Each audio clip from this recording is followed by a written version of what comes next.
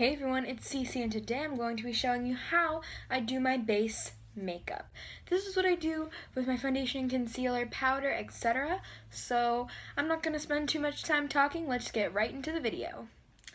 So jumping right in, so I would always start with a pore filling primer. This is the e.l.f.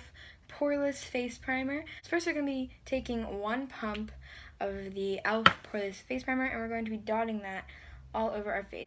So we're going to be blending this into the face. Now before, I would always use a beauty sponge to blend in my foundation.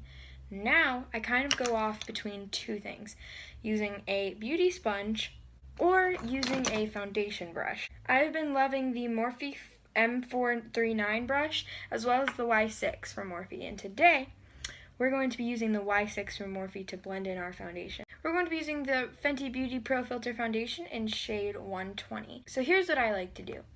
I like to take a Morphe sponge. See this side of the Morphe sponge right here? So it's angled. This angled side, I'll put 2 or 3 pumps. Today we're going 3 pumps on this sponge. I don't like to put it on the back of my hand. I think it's just kind of a waste of a makeup wipe. So we're just going to dot that all over our face, like so. So now we're going to be taking the Morphe Y6. I do not swirl or anything, I stipple.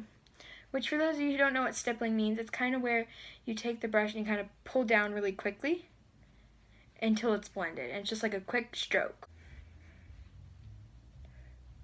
Now that that is all blended out, if you still feel like it is a little bit streaky, you can go in with a sponge and just kind of pat it out a little bit. I feel like it looks fine, but I do understand that, hey, sometimes foundation is just weird and does that. So if it gets streaky, just take a beauty blender and bounce over it. This concealer I've been absolutely in love with lately. It is the Too Faced Born This Way Multi-Use Sculpting Concealer, and it is so full coverage. It is the exact same coverage as the Tarte Shape Tape, only it is way less drying, which I absolutely love. So what I've been doing recently is, I'm sorry if I'm looking over here, my mirror is this way. I just kind of do these dot things under my eyes. It uses less concealer for the same result as what my other concealers would use if I use big swiping motions. And it doesn't look as cakey. It looks great. So after you finish that, just put it anywhere where you have red spots or blemishes. So now that we have all the concealer on our face, pro tip, if you leave it to dry for like 10 or so seconds, it makes it more full coverage. I don't know why, but I've seemed to notice that. Like say I'm in a rush and my concealer's been on for a little bit longer, it's more full coverage and it blends just the same. I don't understand it, but it is something I've noticed. So we're going to be taking a black beauty blender and we're going to be blending that out. The thing is, you do not want to pat around. You want to pat in that one area until it is blended. So that's what we're going to do right now. Now that our base is done and I pretty much look blank, we're going to be taking some loose setting powder. This is the Fit Me Maybelline Loose Setting Powder in shade 05 or Fair. So we're going to be taking a Morphe sponge and we're going to be patting it under our eyes. A misconception about baking is how much you use. You kind of just want a thin like veil of setting powder. I'm putting it on my under eyes and right in the middle of my forehead, as well as I'm going to be taking this side of the sponge, the angled side.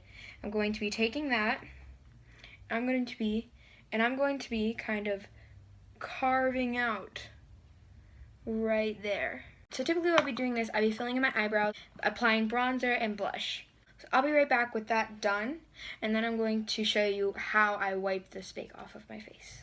So now that my bronzer and eyebrows are done, I'm going to be taking a powder brush and wiping this off. You can also use, for instance, a smaller brush like the Y11 from Morphe to wipe this off, to kind of just like swirl it around. I'm going to show you both techniques. But I personally like to use a powder brush. So what I do is you don't want it to be like this and just kind of rub it like that, because some powder will be left on your face because it is not that dense.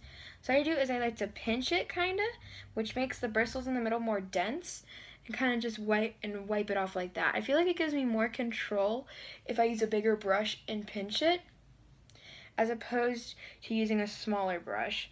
So that's personally what I like to do. But if you want to use a smaller brush, you absolutely can. This is the Y11 from Morphe. What I do when I use this type of brush to wipe off my bake, I will typically do kind of swirling motions like that, all where the powder is. And just swipe until it's all gone. So now that our base is completed, I typically will use setting spray to set it in place. I know there are some people who do their full face and then set it in place, but I like to set my face twice. I set it when I finish the base and when I finish the rest of it. I personally think it looks a lot more like skin when you do that and way less powdery, because you're putting on setting spray after a layer, you put on the rest of it, and you're doing setting spray again. It looks a lot more skin-like in my opinion, so that's what we're going to be doing just now. This is the Wet n Wild Photo-Focus Natural Finish Setting Spray, so we're going to be spritzing our whole face. So I'm going to apply the rest of my face off camera, so let's get into the outro. Hope you enjoyed that video. Please like, comment, and click that subscribe button. I hope this helped you out, so thank you guys so much for watching.